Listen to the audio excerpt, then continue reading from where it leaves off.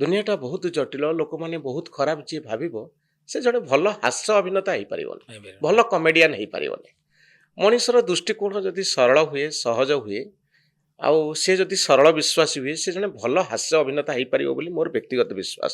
ହାସ୍ୟ ଅଭିନେତା ଖାଲି ନୁହଁ, ଜଣେ ଭଲ ମଣିଷ ହେଇପାରିବ। ଭଲ ମଣିଷ ହେଇପାରିବ ନାଇଁ, ମୁଁ ହାସ୍ୟ ଅଭିନେତା କଥା ଏଇଥିପାଇଁ ଏମ୍ଫାସାଇଜ କରୁଛି ଯେ ହସିବା ଆଉ ହସେଇବା ଏତେ ସହଜ କାମ ନୁହେଁ। ସେଇ ହସିପାରେ, ସିଏ ହସେଇପାରେ ଯାହାର ହୃଦୟ ସରଳ ଆଉ ସୁନ୍ଦର। ମୁଁ ଏ କଥାଟି ଆଜିର ଏତେ ଦିନ ଆପଣଙ୍କ ସହିତ ମିଶିଛି, କିନ୍ତୁ ଏ ଇଣ୍ଟରଭ୍ୟୁ ମାଧ୍ୟମରେ ଜାଣିପାରିଲି। ଆଉ ଗୋଟିଏ କଥା ଆମ ଦର୍ଶକମାନଙ୍କ ଉଦ୍ଦେଶ୍ୟରେ ମୁଁ କହିବା ପାଇଁ ଚାହିଁବି, ଜୀବନର ଦର୍ଶନ। ଜୀବନକୁ ହାଲକା ଫୁଲକା ଢଙ୍ଗରେ ଦେଖିଲେ ବି ଜୀବନର ଗୋଟେ ଗୁରୁତ୍ୱପୂର୍ଣ୍ଣ କଥା ଥାଏ, ଗୋଟେ ବୌଦ୍ଧିକ ଚିନ୍ତାଧାରା ଥାଏ। ଆପଣ କେତେ ପାଠ ପଢ଼ିଛନ୍ତି ତାହା ଗୁରୁତ୍ୱପୂର୍ଣ୍ଣ ନୁହେଁ।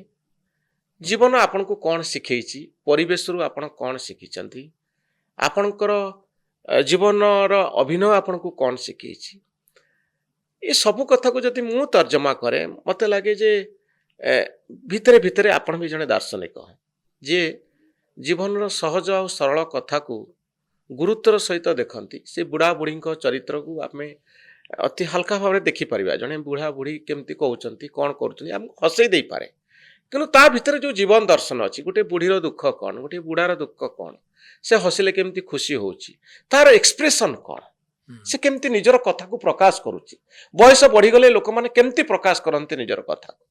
ତା ବୟସ ବଢ଼ିଗଲା ପରେ ଗୋଟିଏ ଲୋକ ଅସହାୟ ମନେ କରେ, ନିଜକୁ ଖୋଲିବା ପାଇଁ ସବୁବେଳେ ଚେଷ୍ଟା କରେ, ଏବଂ ପାଟି ଯେତିକି ଆଲାଉ କରେ, କାନ ଯେତିକି ଶୁଣିପାରେ, ତାରି ଭିତରେ ସେ ନିଜକୁ ଏକ୍ସପ୍ରେସ୍ କରେ, ଯେ ଚିନ୍ତାଧାରାକୁ, ନିଜର କଥାକୁ। ଆଉ ତାକୁ ବୁଝିବା ପାଇଁ ଜଣେ ଯେତେବେଳେ ଚେଷ୍ଟା କରେ, ସେ ଅଭିନୟରେ ହୁଏତ ହାସ୍ୟ ଅଭିନେତା ହେଇପାରେ, କଥା କମେଡି ଢଙ୍ଗରେ କହିପାରେ, କିନ୍ତୁ ତା ଭିତରେ ଗୋଟେ ବଡ଼ ଜୀବନ ଦର୍ଶନ ଅଛି। ଆଉ ସେଇଥିପାଇଁ ତ ସାରା ପୃଥିବୀ ଚିନ୍ତାରେ ଅଛି ଯେ ବୟସ୍କ ଲୋକମାନଙ୍କୁ ଆମେ କେମିତି ସମ୍ମାନ ଦେବା, କେମିତି ଜୀବନର ଶେଷ ପାହାଚରେ ପହଞ୍ଚିଥିବା ଲୋକମାନେ ଅତି ମର୍ଯ୍ୟାଦାର ସହିତ ବଞ୍ଚିବେ ଆଉ ମରିବେ ଏ ଦୁନିଆରେ। କାରଣ ଆମେ ସମସ୍ତେ ତ ଦିନେ ବୁଢ଼ା ହେଇଯିବା ନା, ଆପଣ ବି ନିଜେ ବୁଢ଼ା ହେଇଯିବେ, ଜୀବନର ସତ ସେଇଟା। ହଁ, ଆଉ ଆପଣ ବୁଢ଼ା ହେଲା ବେଳେ ବି ଭାବୁଥିବେ, ମୁଁ ଯେତେବେଳେ ଯୁବକ ଥିଲି ସେତେବେଳେ ମୁଁ କ'ଣ ଭାବୁଥିଲି ବୁଢ଼ାମାନଙ୍କ ସମ୍ପର୍କରେ, ଆଉ ନିଜେ ବୁଢ଼ା ହେଇଗଲା ପରେ କ'ଣ ଭାବୁଛି। ଇଏ ଗୋଟେ ଜୀବନ ଦର୍ଶନ। ଆକୁ ଜୀବନକୁ ନିରେଖି ଦେଖିବା ଆଉ ତାକୁ ଅଭିନୟ ମାଧ୍ୟମରେ ପରିପ୍ରକାଶ କରିବା, ଏ ଗୋଟେ ବହୁତ ବଡ଼ କାମ। ତେଣୁ ପ୍ରତ୍ୟେକ ମଣିଷର ଏଇ ଯେଉଁ ଭିତରେ କିଛି କିଛି ସ୍ୱତନ୍ତ୍ର ବୁଦ୍ଧି ଥାଏ, ଜ୍ଞାନ ଥାଏ, ଚିନ୍ତାଧାରା ଥାଏ, ଏବଂ ସମାଜକୁ ସେ କେଉଁ ଦୃଷ୍ଟିରେ ଦେଖୁଥାଏ ଜଣେ ଅଭିନେତା।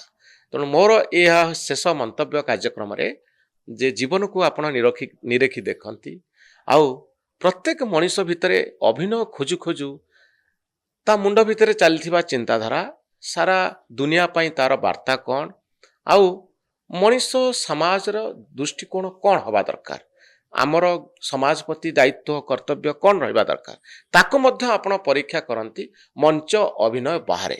ଏ ହେଉଛି ଜୀବନର ଗୁରୁତ୍ୱପୂର୍ଣ୍ଣ ଦିଗ। କେବଳ ଆପଣ ଜଣେ ଅଭିନେତା ନୁହନ୍ତି, ଜଣେ ଭଲ ମଣିଷ ହେବା ପାଇଁ ଚେଷ୍ଟା କରୁଛନ୍ତି, ଆଉ ମଣିଷକୁ ନିରେଖି ଦେଖୁଛନ୍ତି। ମୋ ପାଇଁ ଆଜିର ପଡ଼କାଷ୍ଟର ଏଇ ଦିଗଟି ବହୁତ ଗୁରୁତ୍ୱପୂର୍ଣ୍ଣ। ବହୁତ ଧନ୍ୟବାଦ ପ୍ରଜ୍ଞା, ଆଜିର ଏଇ ପଡ଼କାଷ୍ଟରେ ଭାଗ ନେଇଥିବାରୁ, ମନ ଖୋଲି କଥା ହୋଇଥିବାରୁ।